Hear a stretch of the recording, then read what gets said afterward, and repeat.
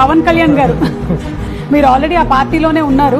ఈ జనసేనకి వెళ్ళిన తర్వాత ట్రావెల్లో ఇక్కడ క్యాంపెయినింగ్, ఆ క్యాంపెయినింగ్ టైం ఇది ఎక్కడ జరిగిందండి? ఇది పిఠాపురం అండి. Okay okay.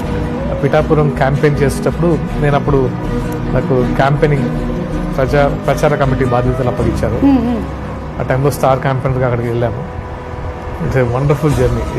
ఆయనతో ఉండే ఆల్మోస్ట్ 10 days ఎవ్రీడే ఆయన ప్రచారంలో కానీ ఆయన గెలుపు కోసం ఎంత కష్టపడ్డారో చూసారు.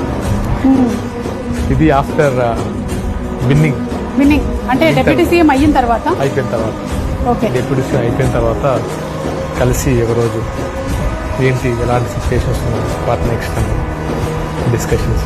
సో ఇప్పుడు కూడా మీరు యాక్టివ్ గా పార్టిసిపేట్ చేస్తూ ఉన్నారు. ఆయన చూస్తే ఒక మనిషి ఎలా బతకాలి, సొసైటీకి ఎలా ఏమి ఇవ్వాలి, ఎలాంటి రెస్పాన్సిబిలిటీ ఉండాలి అనేది చాలా, అంటే ఆ జర్నీలో చాలా వచ్చింది ఎందుకో.